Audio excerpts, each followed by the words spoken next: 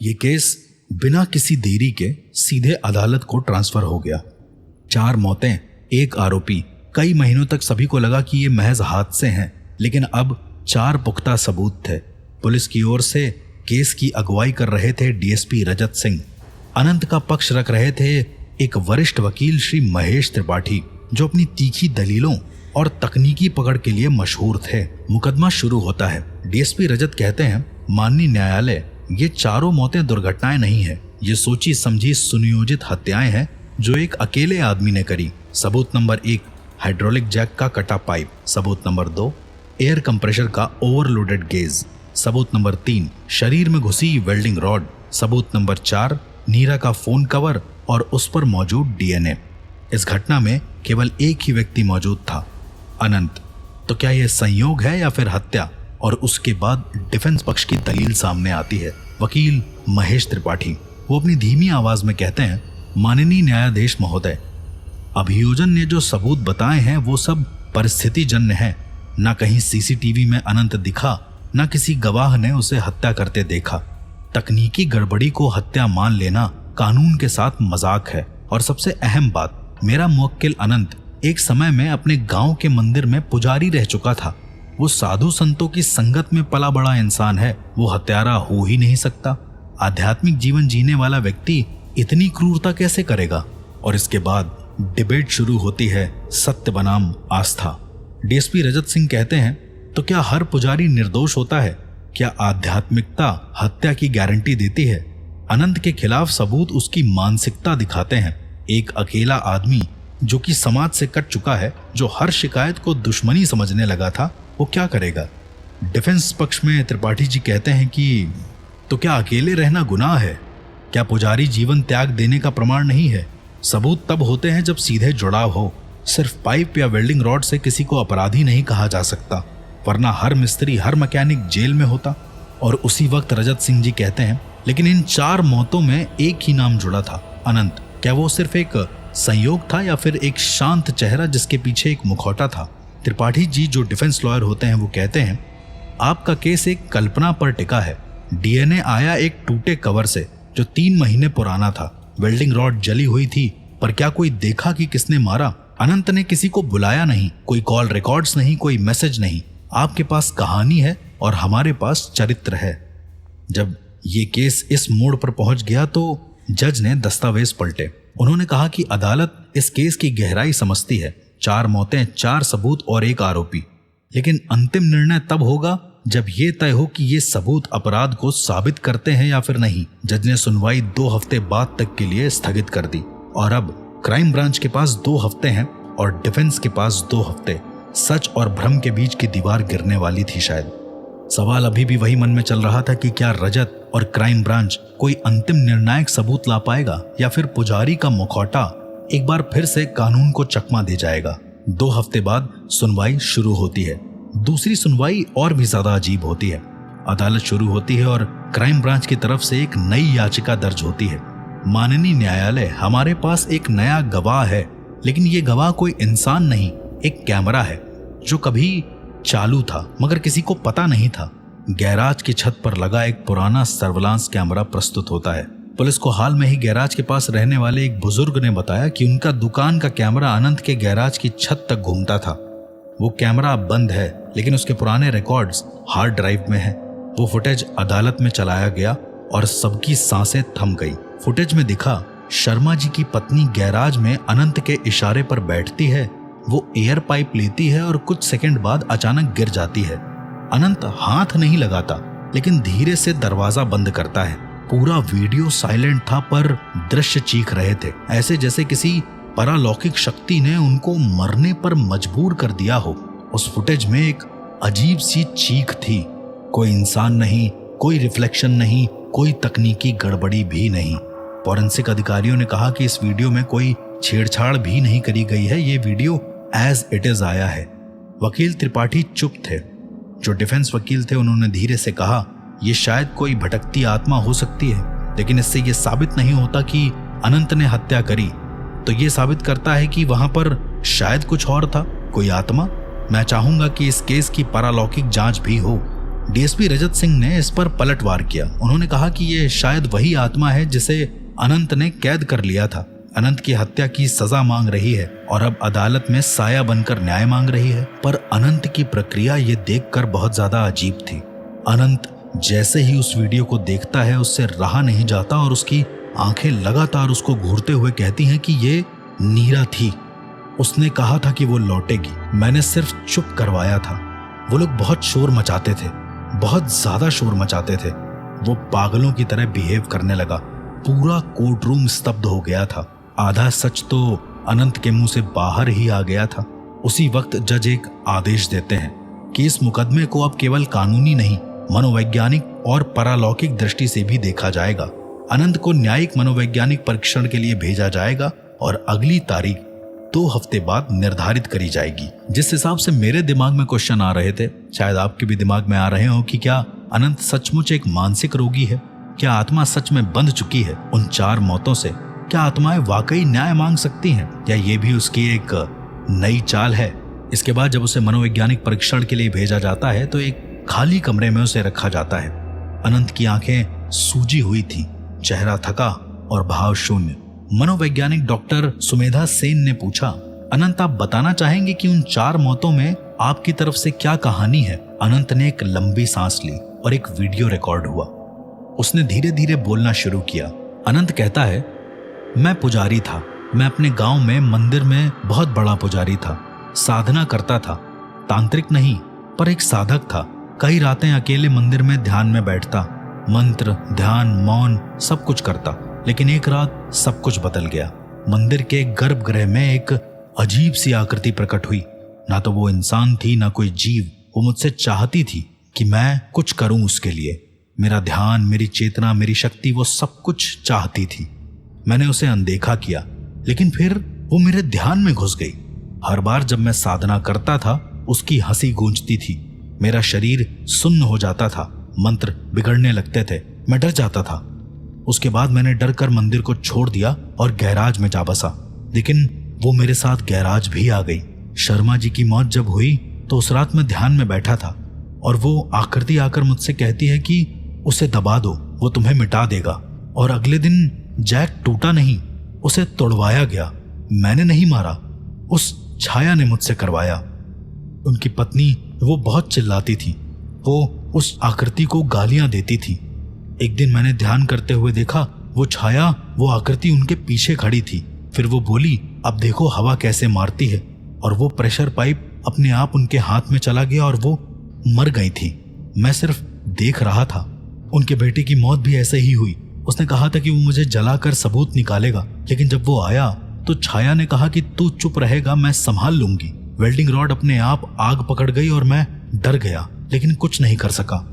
और नीरा, वो मुझे मंदिर की एक मूर्ति जैसी लगती थी। शायद इसलिए छाया को सबसे ज्यादा जलन उसी से थी। उसने कहा, अब इसे अपने भीतर खींच। मैं दरवाजे के पास खड़ा था और टंकी अपने आप खुली, फिर बंद हो गई। मैंने किसी को नहीं मारा। वो सब हुआ मेरी आत्मा की परीक्षा थी। शायद मैं कमजोर था, शायद मैं उस भूत से नहीं लड़ पाया। मैं जानता हूं मैंने उन्हें नहीं बचाया। मैं अपराधी हूं, लेकिन मैं हत्यारा नहीं हूं। मैं उस छाया का दास बन गया था और अब मैं पश्चाताप कर रहा हूं। मुझे जेल मत दीजिए, बस एक मंदिर दे दीजिए ताकि उसके सामने मैं बार बार पूजा करके अपना प्रायश्चित कर सकूं। ये उसका पूरा का पूरा बयान था। मनोचिकित्सक की रिपोर्ट में था कि अनंत ने धार्मिक भक्ति और मानसिक विभ्रम की गहरी उलझन प्राप्त कर ली है। उसके व्यक्तित्व में 2 पक्ष हैं, एक पुजारी और एक पीड़ित। वो अपराधी है या माध्यम, ये तय करना कठिन है। अदालत क्योंकि ये सब नहीं देखती, वो चाहती थी कि एक ठोस प्रमाण हो। इस वजह से एक परा मनोवैज्ञानिक टीम को नियुक्त किया जाता है जो कि उसके गैराज की संपूर्णता जांच कर सके। उसकी इस गवाही के बाद पूरी की पूरी परा मनोवैज्ञानिक टीम, जो कि डॉक्टर वसुंधरा घोष की थी, वो इन सब चीजों में लग गई। उन्होंने EMF detector, thermal camera, sound wave विश्लेषण और आध्यात्मिक साधना के माध्यम से एक अजीब सा संवाद साधने का प्रयास किया। 3 घंटे की गहन जांच के बाद जब कोर्ट में परा मनोवैज्ञानिक आते हैं तो वो बताती हैं 2 ऐसे रहस्यमय सिद्धांत जिसको विज्ञान भी नहीं सुलझा पाया है। सबसे पहला, साइकोथर्मिक रेजोनेंस। एक सिद्धांत के अनुसार किसी स्थान पर यदि अत्यधिक मानसिक आघात, भय या हिंसा हुई हो तो उसकी ऊर्जा तरंगे उस स्थान की भौतिक संरचना में फ्रीज हो जाती हैं। ये ऊर्जा संवेदनशील व्यक्ति या उपकरणों के माध्यम से दोबारा बाहर लाई जा सकती है। और दूसरा, निग्रह संवेद प्रभाव। यह एक अप्रकाशित सिद्धांत है जिसमें कुछ नकारात्मक शक्तियां मानव के मन तंत्र को क्लाउड की तरह ओवरराइड करती हैं। व्यक्ति होश में होता है पर नियंत्रण में नहीं रहता। इन दोनों सिद्धांतों को आज तक विज्ञान पूरी तरह साबित नहीं कर पाया है, लेकिन इस केस में शायद ये दोनों सिद्धांत लागू होते हैं। डॉक्टर वसुंधरा अपनी रिपोर्ट में कहती हैं कि इस गैराज में मौजूद ईएमएफ रीडिंग सामान्य से 800% अधिक थी। दीवारों से निकलती साइकोथर्मिक छाया कैमरे में हल्की हल्की विजिबल भी होती है, वो भी बिना किसी फिजिकल स्रोत के। इस जगह पर कोई अज्ञात ऊर्जा सक्रिय तो है और यह संभव है कि अनंत उसके मानसिक नियंत्रण में था। लेकिन कोर्ट में एक और अजीब चीज होती है। कोर्ट में इस बार हमारे गवर्नमेंट लॉयर यानी कि प्रोसिक्यूशन लॉयर एक और नया गवाह पेश करते हैं। एक अघोर साधक, काशी के एक बहुत ही पुराने साधक दत्त बाबा। बिना बाल, राख में लिपटा शरीर, जलती आंखें और आवाज में भैरव की ध्वनि। जब वो कटघरे में खड़े होते हैं तो वो 2 भेद बताते हैं। वो कहते हैं, पहला, ये केस जो है कोई आम केस नहीं है, इसमें छाया संयोग संकल्प है। यदि कोई साधक बीच में साधना छोड़ दे और उसका ध्यान किसी शक्तिशाली छाया या बंधी आत्मा से जुड़ गया हो तो वो शक्ति उसका आधा मन तंत्र अपने भीतर बांध लेती है, तो व्यक्ति जीवित शव बन जाता है। आत्मा जीवित होती है पर चित्त किसी और का। और दूसरा, पंचमुखी दोष संस्कार। 4 जाने गई हैं। यह संकेत है कि छाया ने पंच तत्वों में असंतुलन पैदा किया है। अगर आप इस केस को बहुत ध्यान से समझेंगे तो आपको पता चलेगा कि अग्नि यानी कि वेल्डिंग, वायु यानी कि कंप्रेशर, पृथ्वी यानी कि हाइड्रोलिक दबाव, जल यानी कि टैंक और आकाश यानी कि उस अनंत की स्वयं की चेतना, इन 5 का दोष उस व्यक्ति में घुसता है जो अनजाने में उस भूत से जुड़ जाता है। अनंत अब मुक्ति की नहीं, मोक्ष की सजा में है। वकील त्रिपाठी भी इस बार शांत होते हैं और डीएसपी रजत के चेहरे पर एक मुस्कान होती है। वकील त्रिपाठी कहते हैं कि मैंने इसे एक मानसिक केस माना, पर लग रहा है अनंत को न्यायालय से पहले मोक्षालय की जरूरत है। इस बार उनके खुद के लॉयर बदल जाते हैं। जो डिफेंस लॉयर होते हैं वो खुद ही अपने क्लाइंट के पक्ष में नहीं होते। जज एक फैसला सुनाते हैं। जज कहते हैं कि अदालत मानती है कि इस केस में विज्ञान और पराविज्ञान दोनों को ध्यान में रखना आवश्यक है। ये सारी की सारी चीजें जितनी भी हो रही हैं, ये सब किसी आम घटना की ओर इशारा तो बिल्कुल नहीं करती, चाहे वो पैरानॉर्मल ना हो, लेकिन विज्ञान की समझ के कुछ बाहर है। क्योंकि अनंत ने 4 लोगों की हत्या में भाग लिया, भले ही वो मानसिक रूप से प्रभावित रहा हो, उसे आजीवन कारावास की सजा दी जाती है। परंतु न्यायालय ये भी मानता है कि उसका अपराध भौतिक से अधिक आध्यात्मिक था, इसलिए उसे जेल में एकांत संयम कोठरी में रखा जाएगा, जहां वो अपना जीवन पश्चाताप, साधना और सेवा में व्यतीत करेगा। उसके साथ एक छोटा मंदिर रखने की अनुमति दी जाती है। ये केस उस समय बंद हो जाता है, बहुत अजीबोगरीब तरीके से। पर अगर मैं इसको आपको अघोर की दृष्टि से बताऊं तो मेरे गुरु हमेशा कहा करते थे कि सत्य को देखना है तो आंखें बंद करो और जो दिखाई दे उसे झुठलाओ नहीं। अनंत की ये कथा किसी अपराध की नहीं, एक अधूरी साधना की परिणति लगती है। ये सिर्फ मेरा टेक है, यह आप लोगों का विवेक है कि आप इसे अलग तरीके से माने। अघोर में यह स्वीकारा गया है कि संसार में केवल 2 अवस्थाएं हैं, शिव और अशिव। अघोर का मार्ग अशिव को स्वीकार कर उसे शिवत्व में बदल लेने का विज्ञान है। अनंत की ये पूरी घटना, 4 मौतें, छाया की उपस्थिति और उसका मानसिक परिवर्तन एक तांत्रिक विक्षेप यानी कि तांत्रिक डिस्ट्रप्शन का एक उदाहरण है। ये कोई आम मानसिक रोग नहीं, बल्कि एक तंत्र में उलझी हुई छाया का संक्रमण है। अनंत ने हमारे शरीर में उपस्थित पंचम चक्र यानी कि विशुद्ध चक्र तक की साधना कर ली थी, लेकिन उसने अग्नि तत्व को बिना गुरु दीक्षा के जागृत कर दिया था। इससे उसमें भीतर की अहंकार यानी कि अहं छाया सक्रिय हो गई। ये छाया कोई आत्मा नहीं थी, बल्कि उसकी खुद की ही चेतना थी, जिसे अघोर में स्वरूप छाया कहते हैं। अग्नि से उसके बेटे की मृत्यु हुई, जो कि एक युवा शक्ति थी। अनंत की अग्नि जब विपरीत दिशा में गई तब यह शक्ति विनाश में बदल गई। पहली मौत जो शर्मा जी के बेटे की हुई वेल्डिंग रॉड से, उसमें अनंत की अग्नि जब विपरीत दिशा में गई तब यह शक्ति विनाश में बदल गई। दूसरी मौत में जब उनकी पत्नी को मारा गया कंप्रेशर से, तब वायु तत्व जब अव्यवस्थित हुआ तो बंधन घुटन में बदल गया।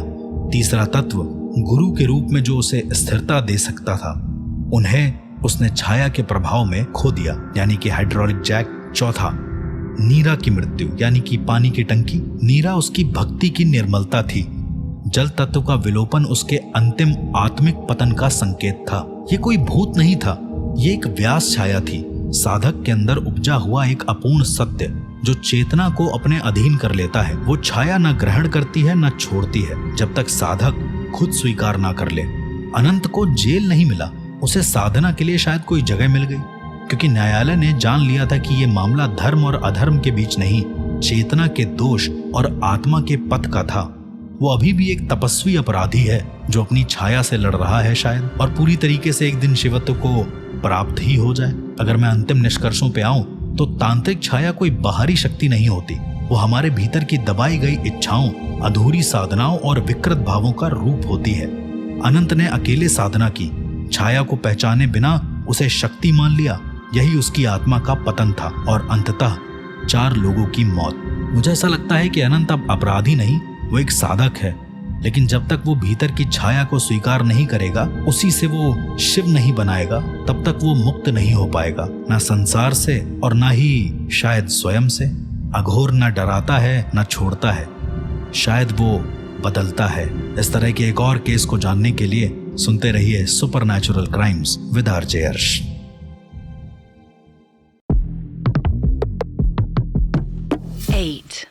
कहते हैं कि हमारे धार्मिक स्क्रिप्चर्स में कई सारी चीजें लिखी हैं। उसमें लिखा है कि कैसे जब इंसान मर जाता है तो उसकी आत्मा, यानी कि हमारा शरीर छोड़ने के बाद जो ऊर्जा होती है, वो निकल जाती है एक सफर पर, जहां पर वैतरणी नदी बहती है। उसे कई तरह के त्रास दिए जाते हैं। उसके बाद यमदूत उसे पैरों से घसीटते हुए सीधा ब्रह्मलोक की ओर ले जाते हैं। ब्रह्मलोक पर यह निर्णय होता है कि वो पापी इंसान था या फिर नहीं था, और उसके बाद उसे नरक की आग में झोंक दिया जाता है। इस तरह की कहानियां आपने बहुत सुनी होंगी। हम बचपन में अलग अलग तरीकों से जुड़े हुए थे, अलग अलग कहानियां सुनने को मिलती थी कि अगर तुमने किसी का दिल दुखा दिया तो ऊपर जाकर शायद भगवान भी तुम्हारे साथ ऐसा ही करें। अगर तुमने किसी चींटी को मार दिया तो वहां जाकर तुम 1000 बार मरने के लिए तैयार रहना। गरुड़ पुराण एक ऐसा पुराण है जिसके अंदर सजाओं का जिक्र है, जिसके अंदर भगवान गरुड़ भगवान विष्णु से कई सारी बातें करते हैं, उनसे सारी चीजें पूछते भी हैं। लेकिन क्या होगा अगर ये सारी की सारी चीजें हकीकत में कोई इंसान अपनाने लगे? सुनने में बहुत ही ज्यादा खतरनाक और घातक चीज।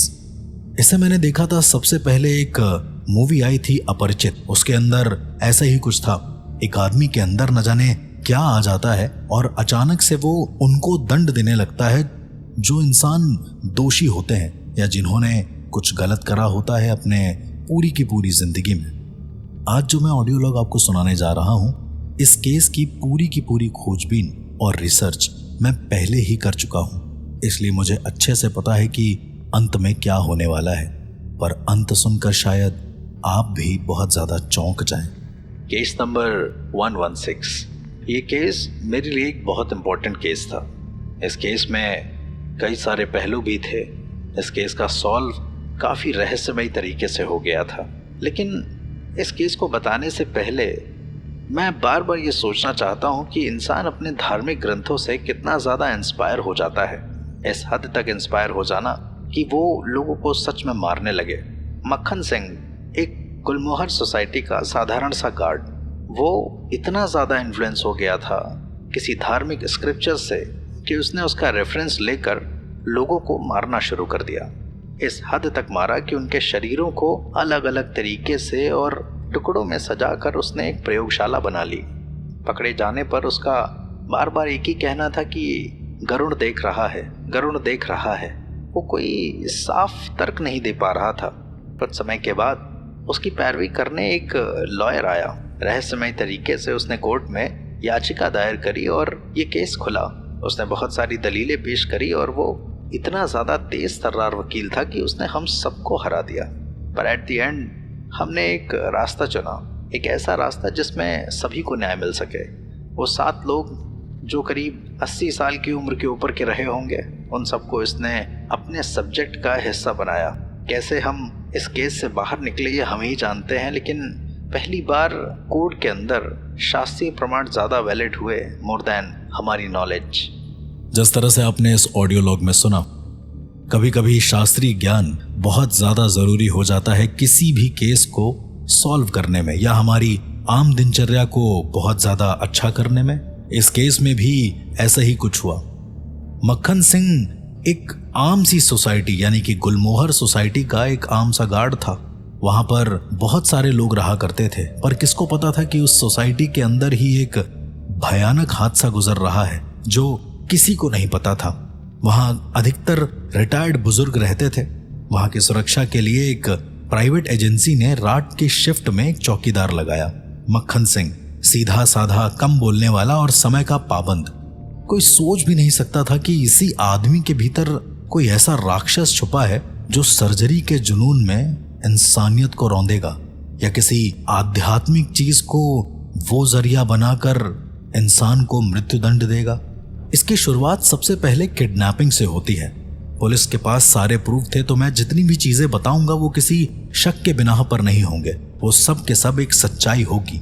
उस सोसाइटी में से एक एक करके सारी बुजुर्ग औरतें गायब होने लगी थी। पहली किडनैपिंग शांति देवी की हुई, उम्र 76 साल, स्थान ब्लॉक B13 गुलमोहर इनक्लेव, रात के 11:30 बजे। शांति देवी जी अकेले रहती थी, बेटा बेटी विदेश में थे। मक्खन सिंह ने कई दिनों तक उनके घर का रूटीन नोट किया। हर रात 11 बजे वो दूध गर्म करके खिड़की के पास बैठ जाती थी। उस रात मक्खन सिंह ने अपने थर्मस में हल्की बेहोशी की दवा मिलाकर गर्म दूध उनके दरवाजे के बाहर छोड़ दिया और कॉल बेल बजा दी। और मक्खन सिंह ने बाहर से कहा, दूध वाला आया नहीं आज, ये एजेंसी वालों ने भेजा है। शांति देवी ने बिना शक किए दूध लिया। 15 मिनट बाद दरवाजा खुला और मक्खन सिंह अंदर दाखिल हो गया। बेहोश शांति देवी को उसने सफेद तिरपाल में लपेटा और कॉलोनी के पीछे वाले गेट से अपनी ट्रॉली में रख कर कहीं ले गया। वो जगह थी एक अबेंडन सरकारी स्कूल का बेसमेंट, मक्खन का ऑपरेशन थिएटर। वहां शांति देवी की शल्य चिकित्सा हुई। हर अंग को वो काटता, परखता और न जाने क्या क्या करता। उसके बाद शरीर को तेजाब में गला देता। दूसरी किडनैपिंग हुई पुष्पा ताई की, उम्र थी 82 साल, ब्लॉक C21। सुबह 5 बजे मंदिर जाते समय उसने ऐसा काम किया। पुष्पा ताई रोज सुबह 5 बजे मंदिर जाती थी। मक्खन ने उनकी चाल पर निगरानी रखी। एक दिन उसने सुरक्षा कैमरा बंद कर दिया और एक अंधेरे मोड़ पर नकली रोडवेज बस खड़ी कर दी।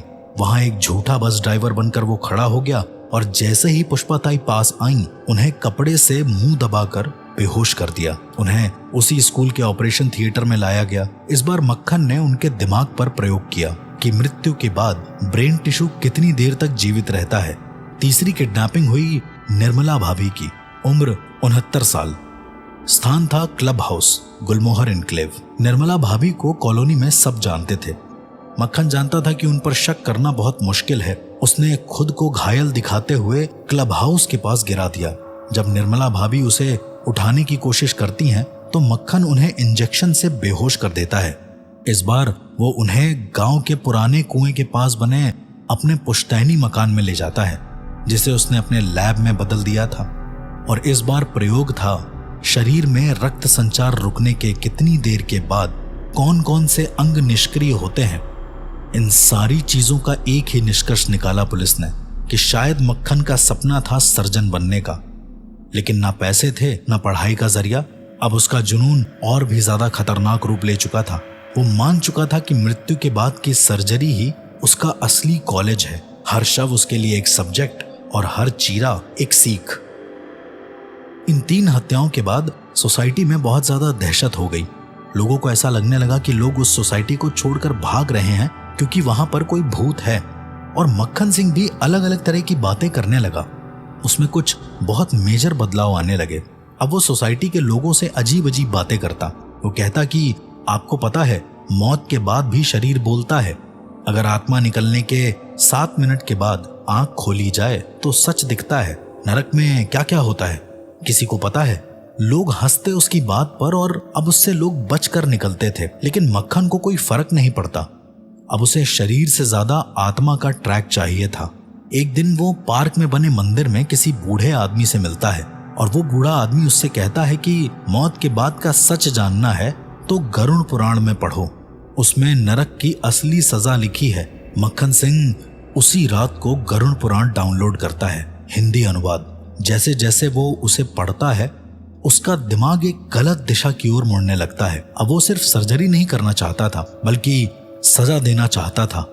गरुड़ पुराण के अनुसार पापियों को मृत्यु के बाद कैसी सजा मिलती है वो अब सब उसके प्रयोग का हिस्सा बन गया था। अगली बार किडनैपिंग नहीं हुई, सीधे मौत होने लगी। पहली मृतका थी सरला कक्कड़, जिनकी उम्र थी 81 साल।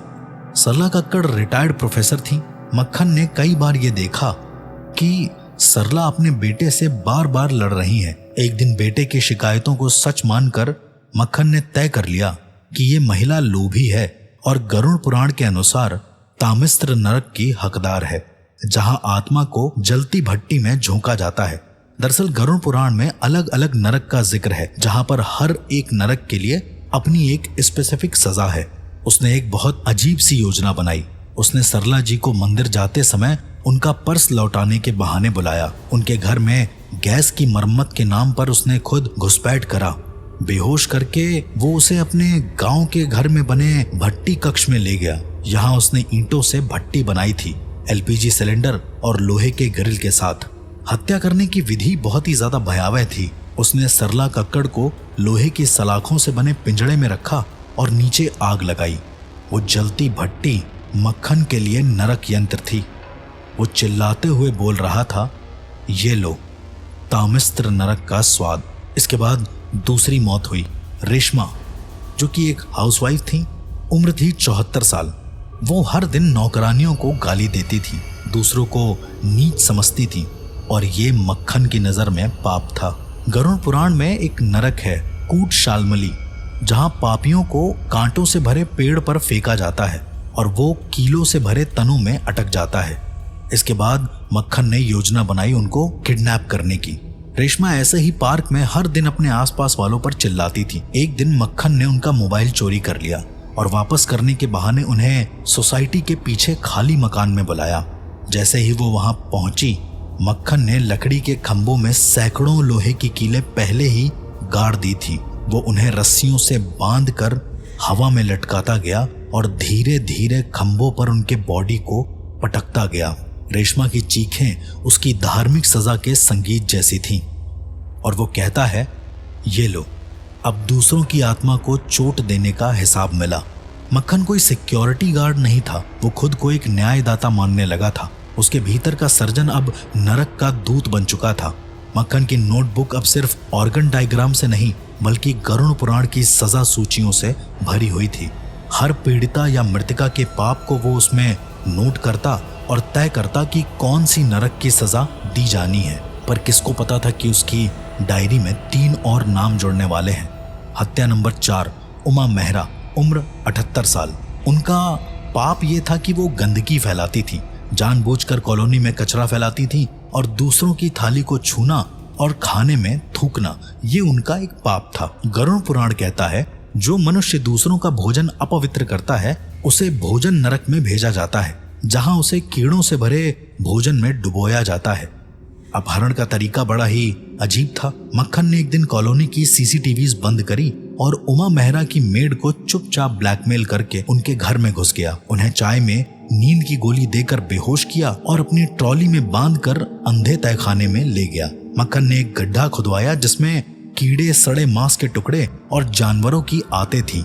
उसमें उमा को रस्सियों से बांधकर वो डुबो देता है। उसके मुंह में जबरन गंधाते मांस भर जाते हैं और वो चिल्लाते हुए कहता है, अब तू भी कीड़ों का खाना बन जा, जैसे तूने दूसरों का खाना अपवित्र किया। हत्या नंबर 5, अंधतम नरक, सुदेश रानी, जिनकी उम्र 75 साल थी। उनका पाप मक्खन की नजरों में यह था कि वो दूसरों को झूठे आरोपों में फंसाती हैं, मासूम नौकरों को चोरी का दोष देती हैं। गरुड़ पुराण के अनुसार जो व्यक्ति निर्दोषों पर झूठा आरोप लगाता है उसे अंधतम नरक भेजा जाता है, जहां घना अंधेरा होता है और उसकी आंखों में कीलें ठोकी जाती हैं। मक्खन ने खुद को झूठा नौकर बनाकर सुदेश रानी के घर पर काम मांगा। 2 दिन बाद चोरी का नाटक किया और खुद को आरोपी बनवाया। जब पुलिस आई, मक्खन मुस्कुराता रहा जैसे उसे इसी की उम्मीद थी। पुलिस चली गई। उसी रात मक्खन घर में वापस घुसा, अब अपने असली रूप में। उसने सुदेश रानी की आंखों पर काली पट्टी बांधी और उन्हें एक पिचकाए गए ड्रम में बंद कर दिया। उस ड्रम को उसने एक सीलन भरी कोठरी में रखा, जहां न रोशनी थी न हवा। 24 घंटे तक कुछ नहीं कहा। फिर धीरे धीरे ड्रम में कीलें ठोकनी शुरू कर दी, एक एक करके, और कहता गया, तेरी आंखों से निकले झूठ का जवाब अब अंधेरे में मिलेगा। और हत्या नंबर 6, कामिनी देवी, उम्र 80 साल। पाप ये था कि वो जानबूझकर दूसरों की संपत्ति हड़पना चाहती थी और फिर धर्म की आड़ में खुद को पवित्र बताती थी। गरुड़ पुराण के अनुसार जो दूसरों का धन लूटकर धर्म का चोला पहनता है वो रौरव नरक में जाता है, जहां नर रूपी जानवर उसकी हड्डियां चबाते हैं। उसने कॉलोनी के सत्संग में खुद को एक भक्त के रूप में शामिल किया और कामिनी देवी को अपने भक्ति के जाल में फंसाया। एक रात सत्संग के बहाने उन्हें उनके ही घर में वो अकेले मिलता है। मक्खन सिंह ने लोहे की जंजीरों से उन्हें बांधा, फिर अपने बनाए नकली नर पशु यानी लोहे के कांटेदार मूर्तियों से उनकी हड्डियों को काटना शुरू कर दिया। उसने एक रिकॉर्डर पर गरुड़ पुराण के श्लोक चलाए और चिल्लाया, अब तू देख धर्म का चोला कितना भारी पड़ता है।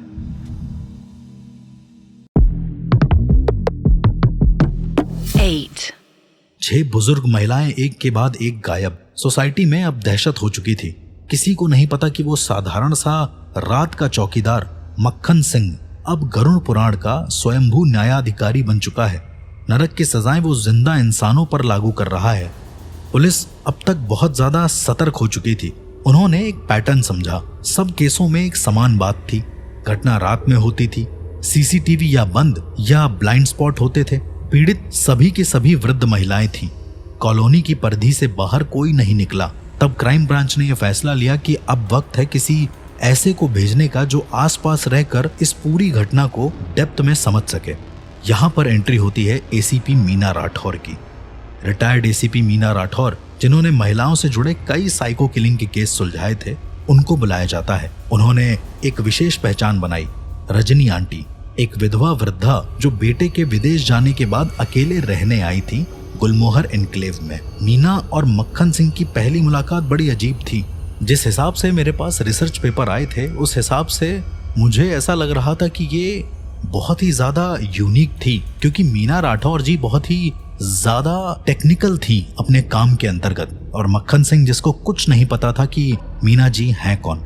मीना जी हर शाम पार्क में जाती, वो वहीं पर बैठा होता था, चुप, शांत और आंखें नीचे। एक दिन मक्खन सिंह ने मीना जी को टारगेट समझ के उनसे खुद बात करना शुरू कर दिया। मक्खन कहता है, आपने कभी सोचा है आत्मा का वजन कितना होता है? तो मीना जी भी मुस्कुरा कर कहती हैं कि बहुत भारी, जब तक पापों से भरी हो। मक्खन सिंह पहली बार मुस्कुराता है। उसका विश्वास धीरे धीरे बनता जाता है। एसीपी मीना जी जानती थी कि उसे सीधे शक करना गलत होगा। वो बातचीत बढ़ाने लगी। गरुड़ पुराण की झलकें जानबूझकर वो बीच में लाती और मक्खन धीरे धीरे खुद खुलने लगता। एक रात मक्खन सिंह कहता है, क्या आप जानती हैं रौरव नरक में आत्मा की हड्डियां कैसे चबाई जाती हैं? गरुड़ पुराण बताता है मौत के बाद भी इंसाफ रुकता नहीं। उसी समय मीना जी कहती हैं, और अगर इंसाफ करने वाला धरती पर हो तो? मक्खन चुप रहा। फिर उसने पहली बार अपनी कहानी बताना शुरू किया। उसने कहा कि मैं सर्जन बनना चाहता था। मैं पंजाब के फतेहगढ़ से हूँ। माँ खेतों में काम करती, बाप शराबी था। जब मैं 8 साल का था तब माँ बीमार पड़ी। डॉक्टर नहीं मिला। मैंने उसकी छाती काट कर खुद देखने की कोशिश की। शायद दिल देख पाता, कुछ समझ पाता। माँ तो मर गई, पर बाप ने कहा कि तूने कत्ल कर दिया है, और मैं गांव से भाग गया। तब से मैंने सोच लिया था कि मैं सर्जन बनूंगा, पर कहां से पढ़ाई करता? पैसा पहचान कुछ नहीं। अस्पतालों के बाहर लाशें देख देख कर खुद सीखता गया। फिर आखिरी में मिला गरुड़ पुराण। वहां मुझे समझ में आया कि जो मैं कर रहा हूं वो सिर्फ सर्जरी नहीं, एक आत्मिक न्याय है। और इसके बाद शुरू होती है एसीपी मीना जी की और मक्खन सिंह की मनोवैज्ञानिक बातचीत। एसीपी मीना कहती हैं, तो क्या तुम खुद को भगवान समझते हो? मक्खन सिंह कहता है, नहीं, मैं तो सिर्फ एक दूत हूँ। गरुड़ पुराण मुझे रास्ता दिखाता है। बाकी के लोग देखते जरूर हैं पर वो देख नहीं पाते। एसीपी मीना कहती हैं कि तुमने कभी सोचा जिन पर तुम सजा दे रहे हो वो सच में दोषी हैं या फिर नहीं? मक्खन सिंह कहता है कि पाप की पहचान दिल करता है और मेरा दिल गरुड़ पुराण से जुड़ा है। एसीपी मीना फिर से कहती हैं, लेकिन न्याय और हत्या में फर्क होता है। और उसी वक्त मक्खन सिंह वो बोलता है जिसके बारे में मीना जी को शक था। मक्खन कहता है, तभी तो आपको मैं अपनी प्रयोगशाला दिखाना चाहता हूँ ताकि आप देख सकें कि मैं कौन हूँ और मैं क्या बनना चाहता हूँ। एसीपी मीना अब जान चुकी थी कि ये कोई साधारण सीरियल किलर नहीं है। ये एक आत्मिक भ्रम का मरीज है जिसने अपनी बीती त्रासदी को धर्म की किताबों में औचित्य बना लिया था। अब उन्हें सिर्फ सबूत नहीं, सच का सामना करना होगा। ये बात उनको बहुत अच्छे से पता थी और अब शायद ये कहानी बहुत ही भयानक मोड़ ले चुकी थी। मैं पहले ही ग्राफिक वार्निंग आप सबको देना चाहता हूँ कि यहाँ पर शायद बॉडी, फ्लैश और खून का जिक्र आएगा, तो अगर किसी का दिल कमजोर है तो इस ऑडियो को शायद 2 से 3 मिनट तक वो स्किप कर सकते हैं। एसीपी मीना राठौर ने उसकी सारी की सारी हरकतें जान ली थी और अब उनकी बारी थी पुलिस को सब कुछ बताने की। उन्होंने पुलिस को सब कुछ बताया और तुरंत एक्शन ना लेने की सलाह दी। उन्होंने एक वायरलेस डिवाइस में कहा कि टीम अलर्ट रहे, मैं उसके साथ तहखाने में जा रही हूँ। हर शब्द, हर हरकत रिकॉर्ड हो रही है। धैर्य से काम लो। यह आदमी मानसिक रूप से बीमार है पर खतरनाक भी। वहां के पुलिस की विशेष टीम अब कॉलोनी के बाहर गांव के उस सुनसान हिस्से में छुपी हुई थी जहां पर मक्खन सिंह की प्रयोगशाला थी।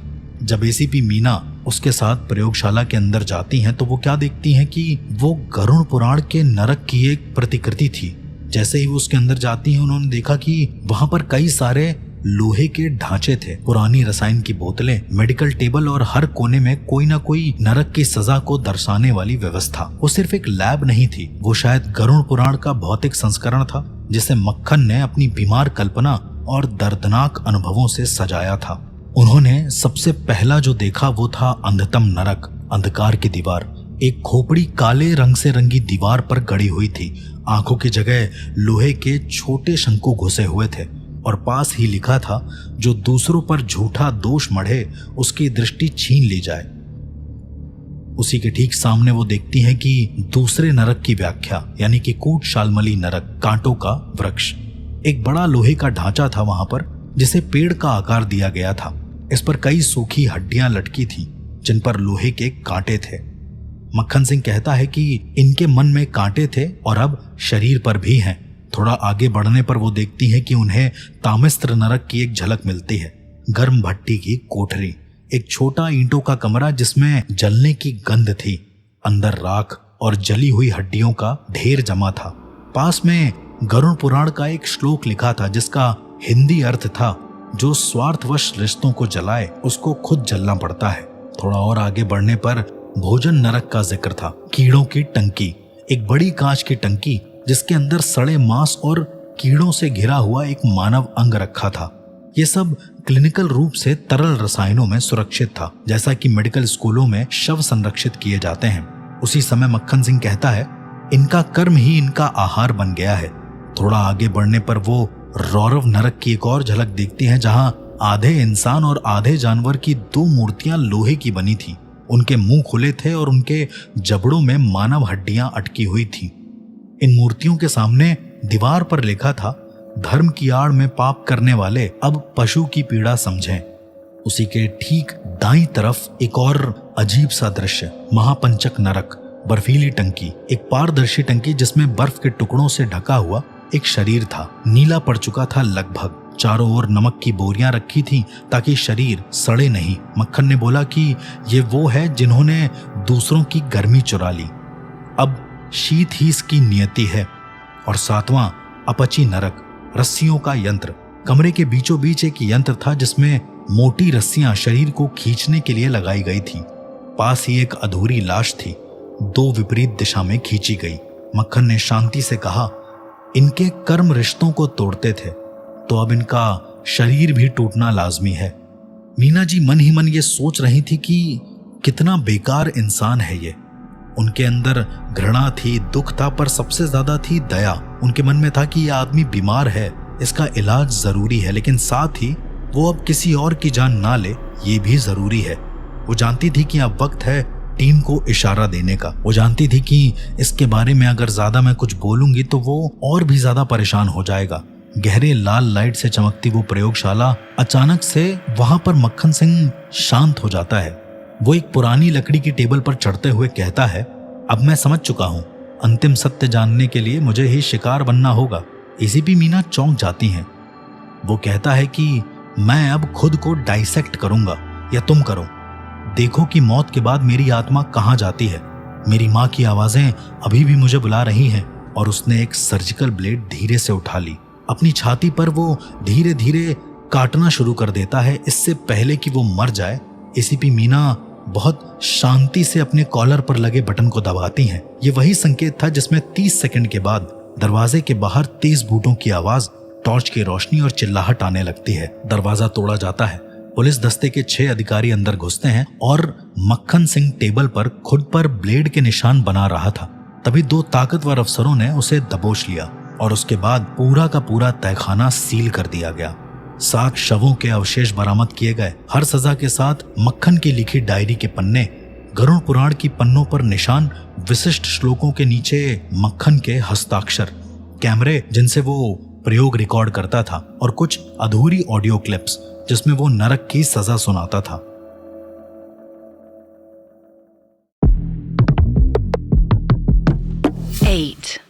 मक्खन सिंह को थाने ले जाया गया, पूछताछ की।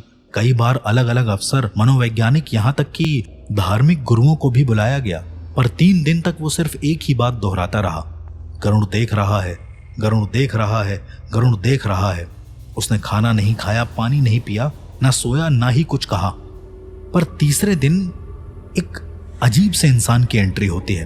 क्राइम ब्रांच के ऑफिस में दोपहर में करीबन 1:30 बजे के आसपास एक लंबा साधारण पोशाक वाला आदमी दाखिल होता है। वो कहता है कि मेरा नाम है निहाल रस्तोगी और मैं मक्खन सिंह का बचाव करूंगा। पुलिस हैरान थी।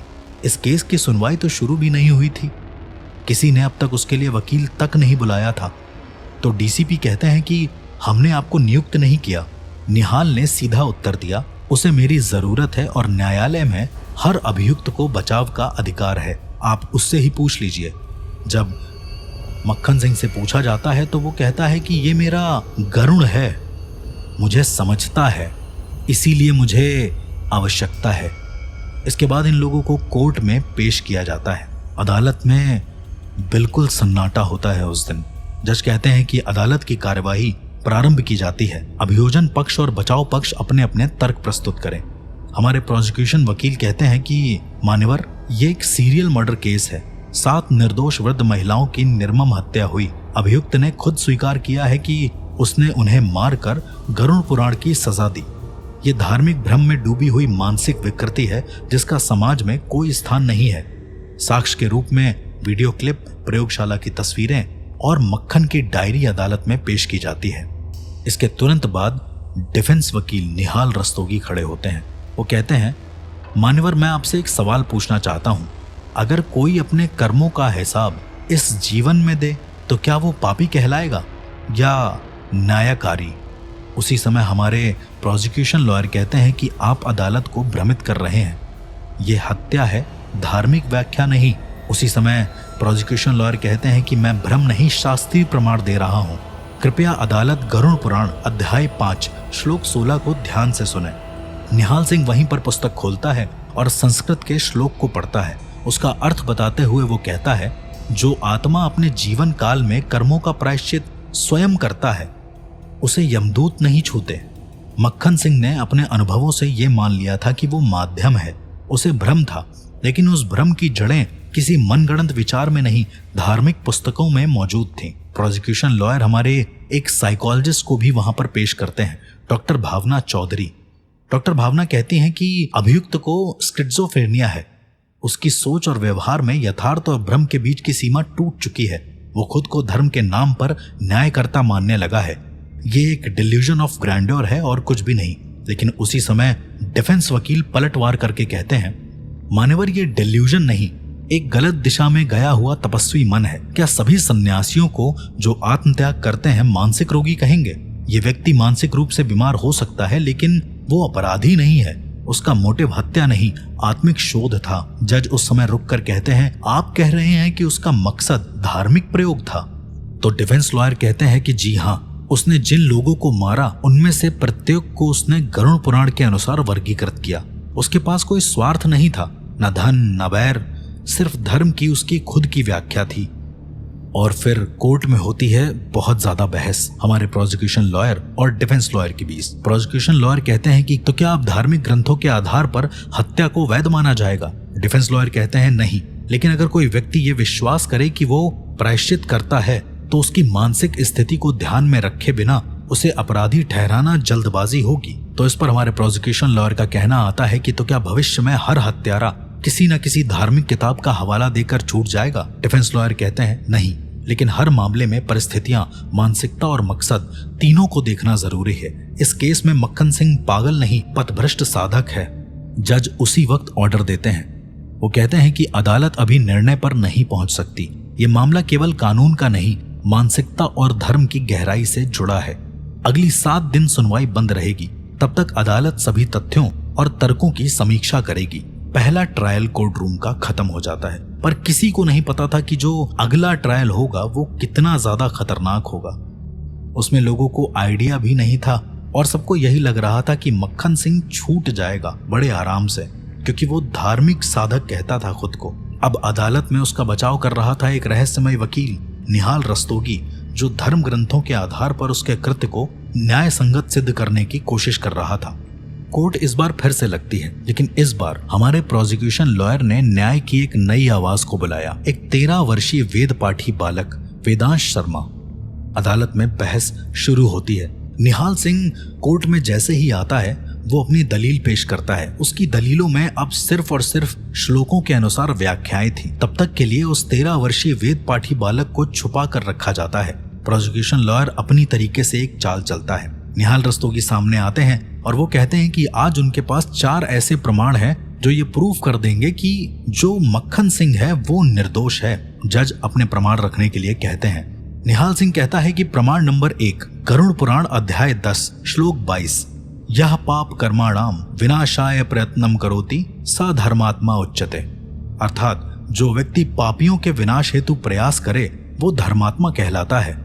वो कहता है कि मक्खन सिंह पापियों को यथोचित दंड दे रहा था, वो स्वयं धर्म का वाहक था। प्रमाण नंबर 2, महाभारत शांति पर्व से श्लोक 147। ये श्लोक कहता है कि धर्मो ही बलवान राजा प्रजाया परिपालकः, अर्थात धर्म ही प्रजा की रक्षा का सर्वोत्तम माध्यम है। जहां राज्य चुप है वहां कोई धर्म प्रिय व्यक्ति धर्म की रक्षा करे, ये वैदिक मूल्य है। प्रमाण नंबर 3, यजुर्वेद अध्याय 40 मंत्र संख्या 3, तेन त्यक्तेन भुंजिथा माग्रथ कस्य स्विद्धनम। जो त्याग के मार्ग पर चलता है वही सच्चा योगी है। मक्खन सिंह ने स्वार्थ नहीं किया, उसका कर्म आत्म बलिदान के समीप था। और प्रमाण नंबर 4, शिव पुराण अध्याय 5 श्लोक 12, यत्र धर्मः संप्रणश्यति तत्र संहारो धर्मस्य रक्षा भवति। अर्थात जहां धर्म नष्ट हो वहां संहार भी धर्म की रक्षा का ही रूप होता है। इसलिए मक्खन सिंह का मार्ग भले क्रूर था पर उसका उद्देश्य शुद्ध था, ठीक वैसे ही जैसे भगवान शिव का होता है। पूरी कोर्ट उस वक्त शांत हो जाती है। किसी को नहीं पता था कि प्रोसिक्यूशन लॉयर क्या करने वाले हैं। उसी समय प्रोसिक्यूशन लॉयर एक एक्ट का नाम लेकर कहते हैं कि वो किसी एक स्पेशल विटनेस को बुलाना चाहते हैं। ऐसे मामले में एक स्पेशल विटनेस बुलाया जा सकता है जहां पर आपके पास प्रमाणिक रूप से कोई तर्क मौजूद हो। कोर्ट अलाउ करता है और प्रोसिक्यूशन लॉयर एक वेद पाठी बालक वेदांश शर्मा को वहां पर पेश करती है। एक 13 वर्षीय वेदज्ञ, बहुत ही शांत लेकिन ओजस्वी। कोर्ट में आते ही सभी की नजरें उस पर टिक जाती हैं। उसने सारी चीजों की सुनवाई अच्छे से करी होती है और वो एक एक करके चारों प्रमाणों का खंडन करने लगता है। कोर्ट में आते ही वो एक संस्कृत का श्लोक बोलता है और वो कहता है, यदा यदा हि धर्मस्य ग्लानिर्भवति भारत अभ्युत्थानम धर्मस्य तदात्मानं सृजाम्यहम्। वो खुद को कहता है कि यहाँ पर मैं धर्म का व्याख्यान करने आया हूँ और शायद आप लोग इससे संबंधित भी हों। प्रमाण नंबर 1, जो गरुड़ पुराण का उसने उल्लेख करा था, अगर मैं उसका एक और श्लोक बोलूं तो एक और श्लोक ये है कि न कर्मणाम मनुष्याणाम स्वेच्छा दंड दानम धर्मेण युक्तम न्यायेन स्यात् स्वभावतः, अर्थात किसी भी मनुष्य को स्वयं निर्णय लेकर दंड देना शास्त्र विरुद्ध है। उसके बाद गरुड़ पुराण न्याय का उपदेश तो देता है, लेकिन जैसा अब न्यायपालिका बनने का अधिकार नहीं देता। प्रमाण नंबर 2 का भी खंडन करते हुए वो वेदों के श्लोक को ध्यान में रखते हुए कहता है, राजा धर्मस्य मूर्ति स्यात् न प्रजाजना स्वयं विधाता, अर्थात राजा धर्म की मूर्ति होता है, आमजन स्वयं कानून नहीं बना सकते। मक्खन सिंह जी राजा नहीं थे, ना ही राज्याधिकारी संपन्न, इसलिए वो श्लोक अप्रासंगिक है। प्रमाण नंबर 3 जो कि उन्होंने यजुर्वेद से दिया, मैं आपको एक वेद का श्लोक सुनाता हूं। त्यागो ही सर्व पापानाम शमनाय परम तपः, अर्थात सच्चा त्याग वो है जो अपने अहंकार का त्याग करे, ना कि दूसरों के जीवन का। यहां त्याग आत्मशुद्धि के लिए है, हत्या के लिए नहीं। और प्रमाण नंबर 4 जो कि शिव पुराण से दिया, उसका भी एक काउंटर श्लोक है मेरे पास। संहार धर्मस्य नित्यम केवलम रक्षणार्थम न स्वेच्छया, अर्थात धर्म का संहार भी धर्म के लिए तभी होता है जब वो आधिकारिक रूप से हो। मक्खन सिंह ने अपनी इच्छा से हत्या की, वह स्वेच्छाचार था, धर्म नहीं। और इसके बाद वो छोटा सा दिखने वाला वेदांश तुरंत मक्खन सिंह से सवाल पूछने लगता है। वो कहता है, गरुड़ पुराण में कहा गया है मृत्यु पूर्व आत्मा को समझना योग है, आपने आत्मा को मारे बिना समझने की चेष्टा क्यों नहीं करी? और उसी समय मक्खन सिंह कांपते हुए कहता है कि मैं अनुभव चाहता था, प्रयोग करना था। वेदांश कहता है कि आत्मा विज्ञान नहीं, साधना है, वो शरीर में नहीं बल्कि चेतना में बसती है। और वेदांश जब दूसरा सवाल पूछता है तो उसके चेहरे पर बहुत तेज होता है। वो कहता है, क्या आपने कभी उन वृद्धाओं को अपना पाप स्वीकारते हुए सुना? मक्खन सिंह धीरे से कहता है कि नहीं, पर मुझे लगा। वेदांश कहता है, लगा से न्याय नहीं चलता, शब्द और प्रमाण से चलता है। और वे ग्रंथ जिन्हें आपने पढ़ा वे हत्या नहीं, क्षमाशीलता और तपस्या का पाठ पढ़ाते हैं। पूरे कोर्ट में सन्नाटा छा जाता है। जज अपनी टिप्पणी देते हैं। यह अदालत इस नन्हे वेद पाठी की ज्ञान गंगा को प्रणाम करती है। वेदांत शर्मा ने जो स्पष्टता और शास्त्रों की व्याख्या प्रस्तुत करी वो न्याय के लिए अमूल्य है। ये मामला केवल हत्या का नहीं, धर्म के नाम पर अधर्म करने का था। मक्खन सिंह, तुमने गरुड़ पुराण की गलत व्याख्या कर निर्दोष वृद्धाओं की हत्या करी। तुमने मृत्यु का ज्ञान पाने की सनक में मनुष्यता खो दी। और तुम एडवोकेट निहाल रस्तोगी, तुम न केवल इस अपराधी का बचाव कर रहे थे बल्कि एक गुप्त सहयोगी भी थे। एग्जैक्टली। पुलिस जांच में मिले ईमेल्स, सीसीटीवी और मठ से जुड़े रिकॉर्ड से ये पुष्टि हो रही थी कि वकील निहाल रस्तोगी मक्खन सिंह के साथ गरुड़ पुराण के प्रयोगों में सक्रिय रूप से शामिल था। उसके बाद जज कहते हैं कि इसलिए यह अदालत निम्नलिखित दंड घोषित करती है। पहला दंड मक्खन सिंह के लिए भारतीय दंड संहिता की धारा 302, 364 और 201 के तहत आजीवन कारावास जिसकी अवधि मृत्यु पर्यंत होगी। साथ ही मानसिक पुनर्वास के लिए मानसिक चिकित्सा विभाग की निगरानी में रखा जाएगा, क्योंकि तुम्हारा अपराध धर्म और पागलपन के बीच की रेखा को पार कर चुका है। और उसके बाद एडवोकेट निहाल रस्तोगी की सजा भारतीय दंड संहिता की धारा 120B षड्यंत्र, 302 और 34 के अंतर्गत उच्च सुरक्षा कारागार में आजीवन कारावास। और बार काउंसिल ऑफ इंडिया को सूचित किया जाएगा जिससे तुम्हारा वकालत का लाइसेंस रद्द किया जा सके। कोर्ट खत्म होती है। आप लोग सोच रहे होंगे कि इस पूरे के पूरे सिनेरियो में तांत्रिक दृष्टिकोण कहाँ था। मक्खन सिंह एक परंपरागत वैदिक साधक नहीं बल्कि एक विकृत अघोरी चेतना का शिकार था। अगर मैं अपने हिसाब से बताऊं, अघोर तंत्र मृत्यु, मांस, अस्थि, शव और शमशान को आध्यात्मिक प्रयोगशाला मानता तो है, लेकिन उसका लक्ष्य कभी भी हत्या नहीं होता। अघोरी शव साधना करते हैं, मृत शरीर पर ही करते हैं, लेकिन वो जीवित मनुष्यों को मार कर ये साधना नहीं करते। मक्खन सिंह ने तंत्र और शास्त्र दोनों का अनादर किया। वो मृत्यु के रहस्य की खोज में तामसिक पथ पर तो गया जहां पर गुरु नहीं थे, पर उसको पता नहीं था कि उसका अहंकार ही उसका मार्गदर्शक बन जाएगा। और जब तंत्र पर अहंकार हावी हो जाए तब साधक नहीं, शायद मक्खन सिंह जैसे लोग पैदा होते हैं। मैं वेदांश को एक सच्चा साधक मानता हूँ। अगर इस पूरे के पूरे सिनारियो में देखूं, ऐसे लोग हमारे पूरे के पूरे इंडिया में और भी होने चाहिए। इस तरह के और केसेस के बारे में जानने के लिए सुनते रहिए सुपरनैचुरल क्राइम्स विद आरजे अर्श।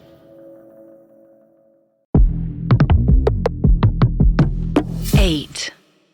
प्यार हमारे जिंदगी का एक ऐसा पहलू जो शायद हम सबके जिंदगी में एक बहुत इम्पोर्टेंट रोल प्ले करता है। एक ऐसा पहलू जिसके जरिए शायद इंसान इंसान से जुड़ता है। एक ऐसा पहलू जिसके जरिए एक दूसरे को समझने में और ज्यादा आसानी होती है। पर क्या होगा अगर यही प्यार इंसान की जान का दुश्मन बन जाए, या इंसान उस प्यार को एक अलग तरीके से ले। हमारे देश में आज भी कई ऐसे केसेस हो रहे हैं जहां पर प्यार के नाम पर धोखाधड़ी और न जाने कितनी ही निर्मम हत्याएं हो रही हैं। पर उन सब के पीछे का तर्क क्या है? अगर उन सबको आप ध्यान से देखेंगे तो क्या वजह है इतना प्यार करने के बावजूद भी एक दूसरे को मार डालना? जैसे रिसेंट ही एक मेरठ मर्डर केस हुआ जिसमें एक औरत ने अपने ही पति की निर्मम हत्या कर दी किसी और के संगत में आकर। कई बार जब हम ये सारी चीजों को सोचते हैं तो भ्रम में पड़ जाते हैं कि क्या सच में प्यार करें या फिर ना करें। कहा जाता है कि कुछ लोग ऐसे भी होते हैं जो प्यार करने के दौरान बिल्कुल सही रहते हैं, पर जैसे ही शादी हो जाती है उनके मन में एक बहुत ज्यादा भयंकर साजिश हो जाती है। आज का जो ऑडियो लॉग है ये काफी अलग है। इस ऑडियो लॉग में उस उम्र की बात हो रही है जिस उम्र में एक्चुअली में शायद प्यार का मतलब भी ना समझ पाए लोग। कम उम्र में प्यार करना शायद इंसान की एक तरीके से गलती ही होती है कि वो उस पहलू को उतने करीब से नहीं समझ पाता है। हमारे सिनेमा में, हमारे मीडिया में इतनी चीजें फैली हुई हैं कि आजकल छोटे से छोटा बच्चा भी ये जान जाता है कि प्यार होता क्या है। जब मैंने इस ऑडियो लॉग को सुना तो मेरा दिल दहल गया, क्योंकि मात्र 17 वर्षीय कपल ने एक भयानक किलिंग को अंजाम दिया था। चलिए सुनते हैं पहले इस ऑडियो लॉग को और फिर समझते हैं कि आखिर क्या था इसका तांत्रिक दृष्टिकोण और क्या थी पुलिस की रिपोर्ट। Case number 234। आज मैं एक ऐसी केस की बात करना चाहता हूँ जिसने मुझे पूरी तरीके से उलझा कर रख दिया है। मामला था काव्या और मुकुल का, दो नाबालिग प्रेमी जो अपने ही परिवार के 2 सदस्यों की हत्या के आरोप में थे। शुरू में एक आम घरेलू विवाद और नाबालिगों की अज्ञानता जैसा लगा, लेकिन जब जांच आगे बढ़ी तो कहानी बदल गई। पहले तो यह पता चला कि उन्होंने न केवल घर में पिता और भाई की हत्या की, बल्कि रास्तों में कई प्रेमी जोड़ों को भी शिकार बनाया। नाम बदलकर, शहर बदलकर 3 साल तक फरार रहे। ये हत्याएं साधारण लूट और हत्या से कहीं ज्यादा थी। उनके हाव भाव में एक अजीब ठंडक और नियोजित क्रूरता थी। फिर मामला गोवा पहुंचा, जहां उन्होंने एक कैफे खोला और एक तांत्रिक साधु से जुड़ गए। पुलिस ने तंत्र हवन और मृत आत्माओं से शक्ति लेने जैसी बातें देखी। साथ ही कैफे के आसपास हुई गायबियां और काले अनुष्ठान के सबूत। मैं खुद एक वकील हूं, तथ्यों पर भरोसा करता हूं, लेकिन यहाँ जो भी हुआ वह मेरी समझ से परे था। क्या यह हत्या और तंत्र साधना सामान्य अपराध थे या फिर किसी अलौकिक शक्ति का खेल? मैं यह फैसला करने में असमर्थ हूँ। इस केस ने कानून की सीमाएं और मानवीय सोच दोनों को चुनौती दी है। जिस हिसाब से आपने ये ऑडियो लॉग सुना, यहाँ पर वकील खुद भी बहुत ज्यादा कंफ्यूज थे कि आखिरकार इस केस में हुआ क्या है।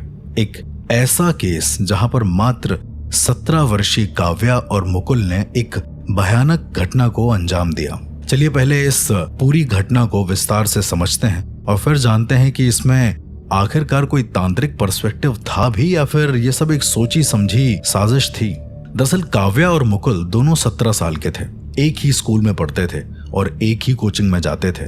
धीरे धीरे उनके बीच गहरी दोस्ती हुई जो प्यार में बदल गई। लेकिन ये मासूम सा रिश्ता काव्या के परिवार को स्वीकार नहीं था, खासकर उसके पिता रघुवीर सिंह को, जो एक सख्त और अनुशासन प्रिय इंसान थे, बहुत ही रेपुटेटेड और पूरी कॉलोनी में सबसे ज्यादा फेमस। रघुवीर सिंह ने एक दिन काव्या और मुकुल को एक साथ देख लिया। उसी शाम मुकुल के खिलाफ एक गंभीर आरोप लगाकर उसे पुलिस के हवाले कर दिया। मुकुल पर झूठा इल्जाम लगाया गया कि उसने काव्या को जबरदस्ती बहलाया है और उसे भगाने की कोशिश करी है। मैं इस पूरी घटना को रोकते हुए सबसे पहले यही बता देना चाहता हूं कि शायद यहां से ही पूरी घटना की शुरुआत हुई। काव्या और मुकुल ने एक एक करके कई सारे प्रेमी जोड़ों को मारा और उसके बाद अपने ही नाम का कोई निशान उनके ऊपर छोड़ दिया। आखिर क्यों करेगा कोई ऐसा? चलिए इसको और डिटेल में समझते हैं। इस झूठे केस के बाद मुकुल को 2 महीने तक बाल सुधार गृह में रहना पड़ा। वो अनुभव उसके जीवन का सबसे ज्यादा अजीब अनुभव था शायद। वहीं दूसरी तरफ काव्या को भी घर में रोज बुरी तरीके से अपमान और निगरानी का सामना करना पड़ता था। उसकी फ्रीडम ऑलमोस्ट छीन ली गई थी। सबसे दुख की बात यह थी कि रघुवीर सिंह ने इस पूरे घटनाक्रम के पीछे सिर्फ एक कारण बताया, मैं अपनी बेटी को किसी और के साथ नहीं बांट सकता। उसके मन में एक ट्विस्टेड पॉजिटिवनेस थी जो किसी बाप की ममता से ज्यादा एक गलत जुनून जैसा महसूस होता था। मैं आप लोगों को बता दूं कि काव्या और मुकुल जो महज 17 साल के थे, उन दोनों ने मिलकर एक ऐसी प्लानिंग करी जिसमें काव्या के पिता और उसके भाई तनिष्क को इन दोनों ने बहुत बुरी तरीके से मारा, अपने ही घर में कैद किया और 4 घंटे तक घर में ही रहे और उसके बाद वहां से निकल गए। अब मैं आपको बताता हूं इस साजिश की शुरुआत क्या हुई। मुकुल जब बाल सुधार गृह से वापस आया तो वो टूटा नहीं था, बल्कि उसके अंदर नफरत की चिंगारी और ज्यादा थी। काव्या और मुकुल ने फोन पर शायद एक प्लान बनाना शुरू किया, एक ऐसा प्लान जो उनके बाधाओं को हमेशा के लिए खत्म कर देगा। और बाय द वे, ये जितना भी प्लान था, जिस तरीके से उन्होंने फोन पर बनाया था, वो भी बहुत ज्यादा इंटरेस्टिंग था, क्योंकि वो कभी भी एक सिम से बात नहीं करते थे, अलग अलग सिम से बात करते थे। क्योंकि काव्या के ऊपर कई सारी रेस्ट्रिक्शंस थी, इस वजह से उसके सिम को ट्रेस कर लिया गया और सारी की सारी डिटेल सामने आ गई। उन्होंने 1 हफ्ते पहले से घर की गतिविधियों का निरीक्षण शुरू कर दिया।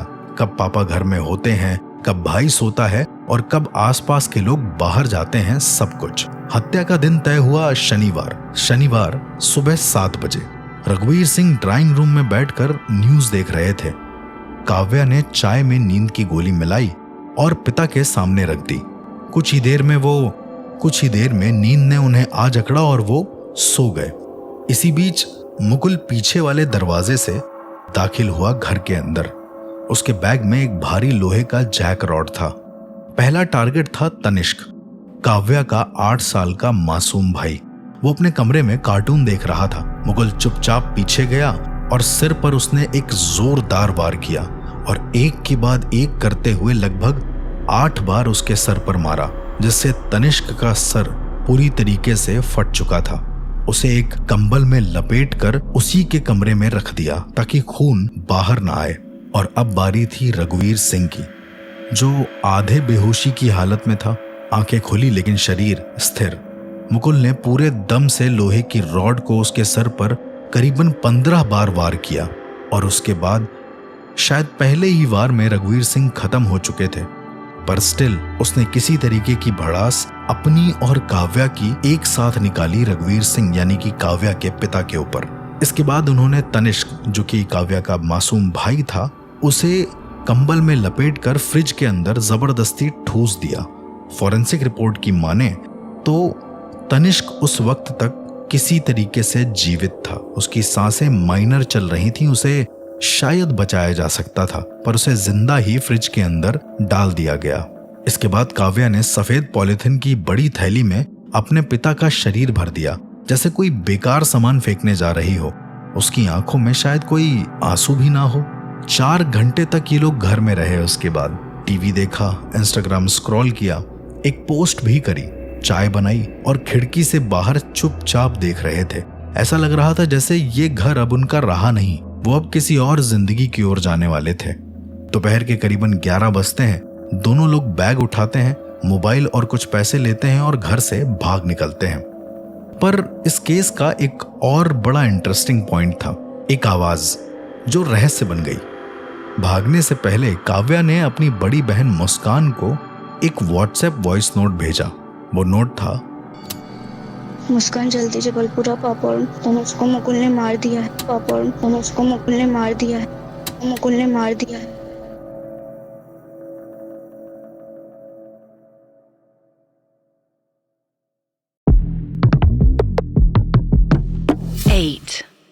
गोवा पुलिस और उनके शहर के क्राइम ब्रांच ने मिलकर एक विशेष टीम बनाई, ऑपरेशन परछाई।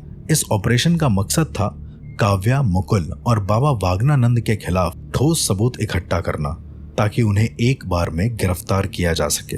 और उसके बाद पुलिस को सबूत मिलना शुरू होते हैं। सबूत नंबर 1, लापता पर्यटकों का डीएनए और राख से मिलन।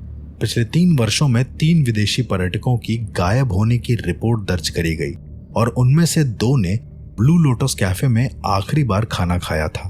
पुलिस ने समुद्र किनारे की गुफा और तांत्रिक अनुष्ठान स्थल से राख, बाल और जली हुई हड्डियों के टुकड़े इकट्ठा किए। डीएनए फॉरेंसिक लैब ने इन अवशेषों का मिलान गायब पर्यटकों के रिश्तेदारों से किया और मैच पॉजिटिव मिला। यह साबित हुआ कि हत्या के बाद शव जलाए गए थे और उनकी राख तांत्रिक अनुष्ठानों में उपयोग की जा रही थी। सबूत नंबर 2, एक जिंदा गवाह, रिया। एक 19 वर्षीय लड़की रिया पाल, जो पहले ब्लू लोटस कैफे में वेट्रेस थी, गुप्त रूप से बाबा वागनानंद के काले कारनामों से भाग निकली थी। उसने पुलिस को बताया, मैंने अपनी आंखों से देखा कि एक विदेशी महिला को नींद की गोलियां मिलाकर ड्रिंक दी गई, फिर रात को उसे समुद्र किनारे ले जाकर तीनों ने मिलकर किसी तांत्रिक रस में उसे मार डाला। मुझे भी मारने की धमकी दी गई, लेकिन मैं चुपचाप फरार हो गई। रिया की गवाही ने मुकदमा को मजबूत कर दिया। वो साक्षी थी एक प्रत्यक्ष हत्या की। और सबूत नंबर 3 था बाबा के गुफा से मिला हत्याओं का ग्रंथ।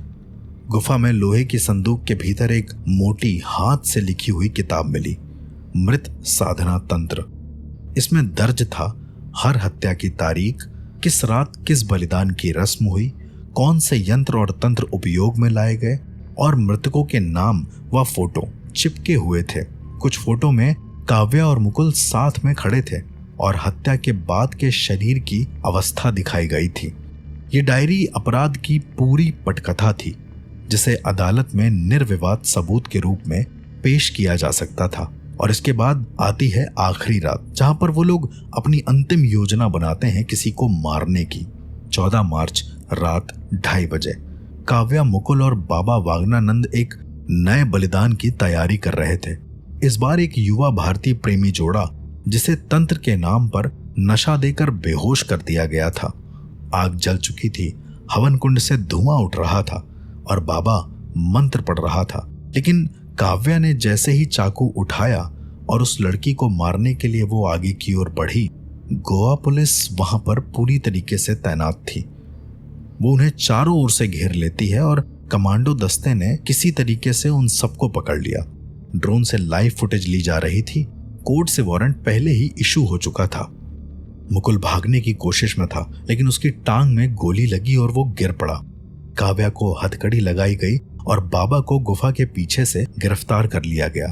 दोनों पीड़ित प्रेमियों को बेहोशी की हालत में अस्पताल भी पहुंचा दिया गया। समहाउ वो बच गए और उन्होंने अपना पूरा का पूरा बयान दिया कि ये लोग आखिरकार इस पूरी की पूरी किलिंग या किडनैपिंग को अंजाम कैसे देते थे। गिरफ्तारी के बाद भी सभी तीनों को सख्त सुरक्षा में सेंट्रल जेल में अलग अलग ब्लॉक में रखा गया। पूछताछ शुरू हुई, लेकिन बाबा वागनानंद लगातार मंत्र बुदबुदाता रहा। उसने एक भी शब्द पुलिस से कहा नहीं। काव्या चुप रही, बस दीवार को घूरती रही। उसके चेहरे पर न पश्चाताप था न डर। मुकुल सिर्फ एक बात दोहराता रहा बार बार, अब कुछ नहीं कहूंगा, जो होगा कोर्ट में ही होगा, फैसला वहीं होना चाहिए। पुलिस की उम्मीद थी कि कम से कम एक कोई तो टूटेगा, लेकिन तीनों ने जैसे खुद को अंदर से बंद कर लिया था। इसके बाद कोर्ट में पहली पेशी होती है, पहली सुनवाई। तीनों को 48 घंटे के भीतर कोर्ट में पेश किया गया। मीडिया बाहर बहुत ज्यादा भरा हुआ था। लोगों में गुस्सा था, खासकर उन परिवारों में जिनके बच्चे कभी ब्लू लोटस कैफे से गायब हुए थे। काव्या और मुकुल का चेहरा ढका हुआ था, लेकिन कैमरों की फ्लैश हर कोण से उन पर गहरी पड़ रही थी। बाबा को जंजीरों में लाया गया। उसके माथे पर भस्म और आंखों में एक अजीब सी चमक थी। पुलिस को यह आश्चर्य हुआ जब अदालत में तीनों की तरफ से एक प्रतिष्ठित वकील की एंट्री हुई, एडवोकेट संजय मेहरा, जो पहले हाई प्रोफाइल मामलों में बचाव पक्ष की वकालत कर चुके थे। गोवा के हाई सोसाइटी सर्कल में सबसे ज्यादा फेमस, लेकिन ब्लू लोटस कैफे का एक नियमित ग्राहक। मुकुल और काव्या से परिचित, लेकिन कुछ महीनों पहले उसे उनका सच नहीं पता था। एक सूत्र के अनुसार एक कस्टमर जो खुद वकील था ने जेल में काव्या से मुलाकात के दौरान सुझाव दिया था कि अगर तुम वाकई कोर्ट से सच साबित करना चाहती हो तो तुम्हें वकील की जरूरत पड़ेगी। खुद को सही बताना है तो कानूनी ढंग से लड़ो। काव्या और मुकुल ने इस सलाह को शायद उस समय मान लिया था और संजय मेहरा को अपने बचाव में नियुक्त कर दिया था। अब केस अदालत में था। आरोप था 5 हत्याएं, आईपीसी की धारा 302, सबूत मिटाना आईपीसी 201, आपराधिक षड्यंत्र आईपीसी 120B, तांत्रिक कृत्य और मानव बलिदान से जुड़ी धारा नया विधेयक के अंतर्गत। बचाव पक्ष का तर्क सबसे पहले सामने आता है। पहले ही दिन संजय मेहरा ने बड़ा चौंकाने वाला बयान दिया। वो कहते हैं, ये मामला केवल हत्या का नहीं, ये मामला मानसिक शोषण, धार्मिक विश्वास और नाबालिग उम्र में मानसिक असंतुलन का है। मेरे मुवक्किलों को झूठे विश्वासों और अंधविश्वास में फंसाया गया और इसके बाद लगातार मीडिया ट्रायल शुरू हो जाते हैं।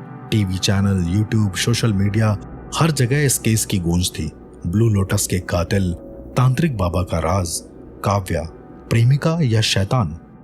उसी वक्त हमारे प्रोसिक्यूशन लॉयर कहते हैं, माननीय न्यायालय, हमारे पास इन तीनों के अपराधों के ऐसे साक्ष्य हैं जो केवल हत्या नहीं बल्कि मानवीय विवेक के विरुद्ध किए गए तांत्रिक अपराध हैं।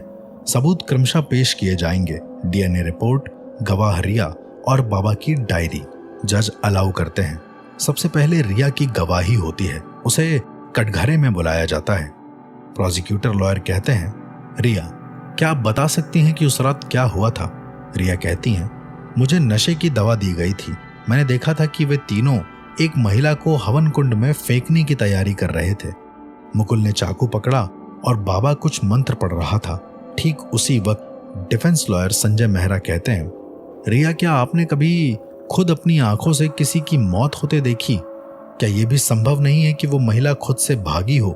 रिया कहती है कि मैंने खून देखा था, उसकी चीख सुनी थी। फिर उसके बाद हमारे प्रोसिक्यूशन लॉयर सेकंड सबूत पेश करते हैं, डायरी और डीएनए रिपोर्ट। वो कहते हैं, ये वही डायरी है जिसमें हर बलिदान का ब्यौरा है और ये रही फॉरेंसिक रिपोर्ट जो साबित करती है कि ये राख और बाल उन्हीं पीड़ितों के हैं। लेकिन तभी कुछ अजीब होता है कोर्ट में। तीनों, काव्या, मुकुल और बाबा, एक साथ गवाही बॉक्स में खड़े हो जाते हैं। उनकी आंखें अचानक से खाली हो जाती हैं। वो अपने सिर को ऊपर की ओर उठाते हैं और अजीब सी धीमी आवाज में कुछ बड़बड़ाना शुरू कर देते हैं। ओम क्रूण स्वाहा मृत संहाराय नमः, ओम काल बली तंत्र काया विध्वंसाय। पूरा का पूरा कोर्ट स्तब्ध हो जाता है ये मंत्र सुनकर। कुछ लोग उठकर भागने लगते हैं। जज भी अपनी कुर्सी से खड़े हो जाते हैं और सुरक्षाकर्मी अंदर की ओर दौड़ते हैं। तीनों ट्रांस में थे, आंखें खुली थी लेकिन देखने में असमर्थ, जैसे किसी और दुनिया से जुड़ गए हों। जज ने डॉक्टर की टीम को उनकी निगरानी के लिए 48 घंटे का टाइम दिया। डॉक्टर का दृष्टिकोण इसमें बहुत ज्यादा जरूरी था। पूरी जांच के बाद एक रिपोर्ट आती है कि इन्हें डिसएसोसिएटिव आइडेंटिटी कन्वर्जेंस सिंड्रोम है। ये एक अत्यंत दुर्लभ मानसिक स्थिति है जिसमें तीनों व्यक्ति एक साथ एक जैसे ट्रांस में जा सकते हैं, मानसिक रूप से एक दूसरे से जुड़े हुए, एक ही तंत्र के प्रभाव में। यह वैज्ञानिक दृष्टि से अप्रूव हो चुका था कि मानसिक दोष था, लेकिन इसे अपराध से नहीं जोड़ा जा सकता। पुनः अदालत में फिर से वापसी होती है 2 हफ्ते बाद। जज कहते हैं, इस कोर्ट ने तथ्यों और गवाहों की रोशनी में यह तय किया है कि काव्या, मुकुल और बाबा वागनानंद तीनों दोषी हैं। हालांकि ये मानसिक रूप से प्रभावित हो सकते हैं, लेकिन वो अपने कर्मों के लिए पूरी तरह जिम्मेदार हैं। इसीलिए इन तीनों को अलग अलग सजा दी जाएगी। 10 साल कठोर कारावास। तीनों को अलग अलग उच्च सुरक्षा कारागार में भेजा जाएगा। ये केस लगभग क्लोज हो जाता है। 10 साल बीत चुके होते हैं। काव्या, मुकुल और बाबा वागनानंद की सजा भी पूरी हो चुकी होती है, लेकिन अभी भी कुछ बाकी था। कुछ ऐसे रहस्य जो किसी अदालत के फैसले से बंधे नहीं होते। एक नया शहर, एक पुराना डर। स्थान उज्जैन के बाहर एक पहाड़ी कस्बा कालीधाम। स्थानीय पुलिस को खबर मिलती है कि पास के जंगल में एक अजीब सी जगह पर कई युवाओं के शव मिले हैं जिन पर तांत्रिक चिन्ह उकेरे गए हैं। कुछ ग्रामीणों ने बताया कि कुछ महीने से वहां एक बाबा, एक युवा लड़का और एक स्त्री दिखते हैं जो रात में आग जलाकर अजीब मंत्र पढ़ते हैं।